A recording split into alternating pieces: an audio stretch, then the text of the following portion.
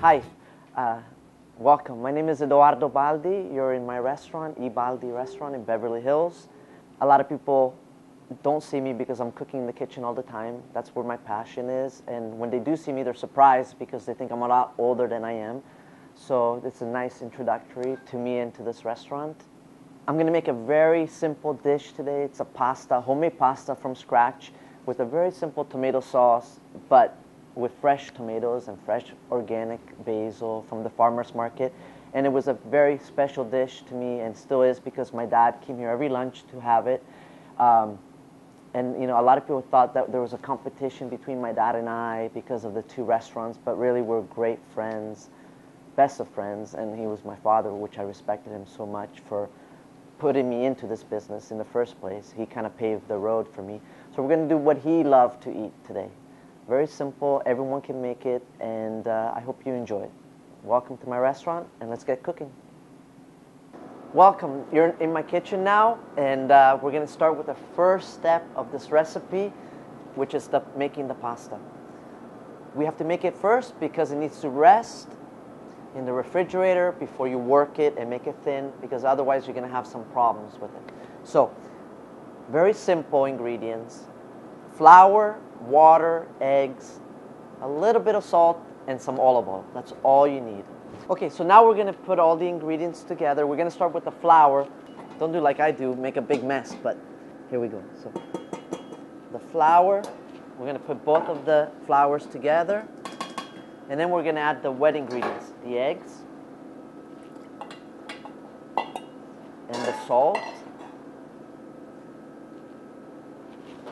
and then the olive oil. Olive oil, you need about 2 tablespoons. I go with but you need practice. Then once all the flour and the eggs are together, we'll add a little bit of the water, but don't add the water all at the same time because otherwise you might get a very mushy dough, and then you got to go back and add a little bit of flour to fix it, which when I'm in a hurry sometimes I do. But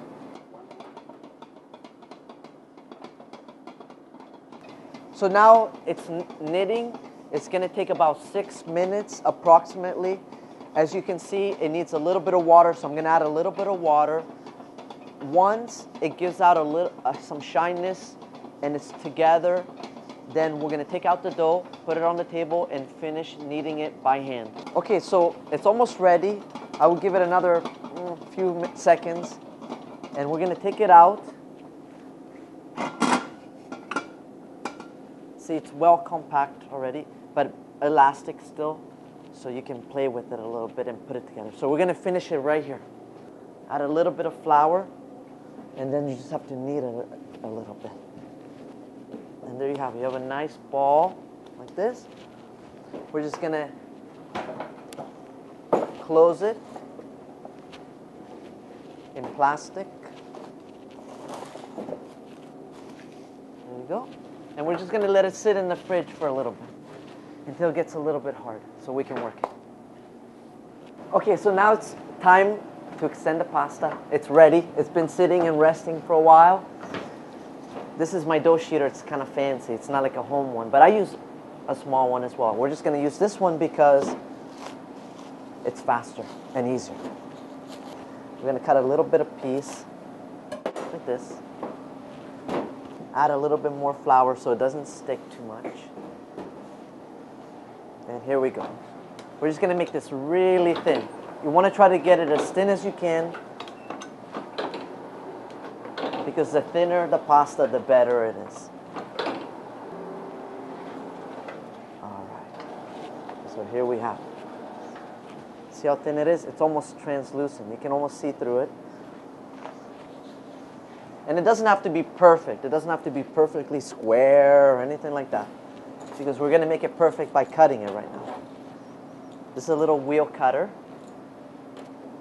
And we're just going to make long strands like this. And again, they don't have to be perfect at all. And we're going to cut it right in the middle like this. And in Italy, this is what we call pappardelle. It's like a long, thin, rectangular pasta cooking. So very important is that when you make this pasta, you can even freeze it if you want. But if you're going to cook it right away, you have to cook it right away because otherwise it's going to get dried up and it's not going to taste as good. So now when we have all this pasta cut and ready to go, we're going to go make our sauce. That's the next step. I'm going to cover this with a little bit of film so it doesn't dry up. Add a little bit more flour if you want. And then we're going to dump this in a hot water that needs to be salted, as you will see. And because this pasta is fresh, it only takes barely a minute to cook. It'll be ready in just a minute. That's the beauty of this. You can't really overcook it or undercook it because just 1 minute and it's ready to go. It's not like the dry pasta that's al dente or you want it more cooked, less cooked. This is very easy to cook as well.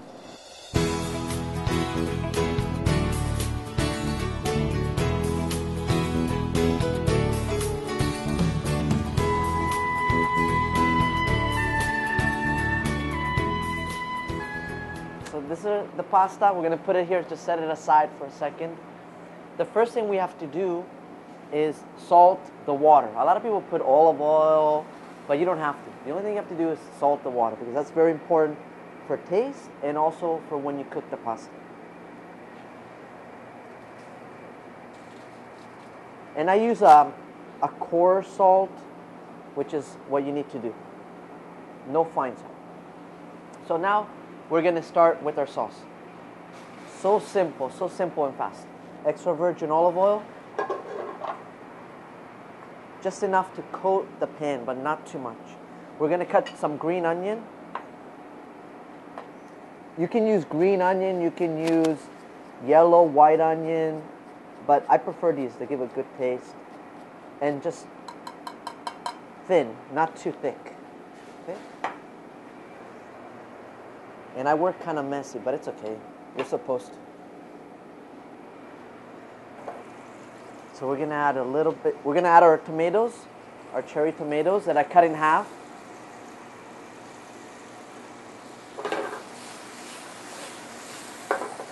And just make sure it's not too strong, the flame.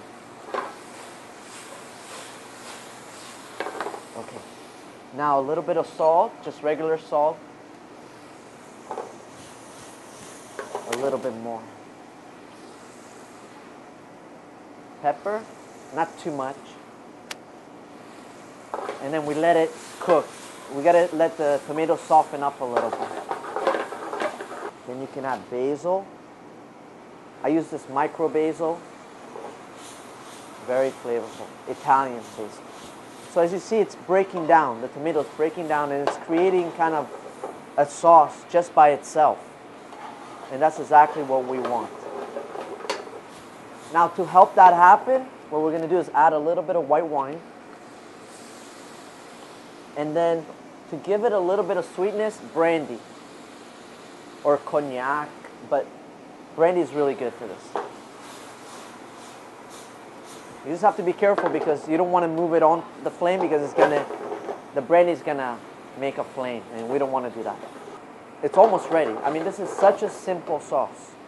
So while this is cooking, we're going to add a little bit of water from our pasta pan and just let it sizzle slow.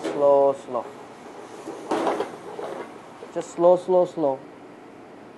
And now we're going to add our pasta, okay? We'll take the plastic out and one at a time, if it didn't stick already, just throw it in. A lot of flour. Now we're going to add a little bit of tomato sauce just to give it some color. And we are going to add a little bit of unsalted butter just to give it some creaminess. And as you can see, the pasta is almost ready. It really takes seconds to do. You just got to move it so it doesn't stick together. And then the pasta is almost ready. All right? That's all it took. Literally 1 minute, a minute and a half. Now you want to add a little bit of the broth because it kind of helps tie everything together and keep the sauce wet. And then the last thing you have to do is add a little bit of Parmesan cheese. Grate it. And you mix it. You don't want to have it too dry. Add a little bit of fresh basil to give it the final taste. And there you have it. Now we're going to plate it on my favorite dish here.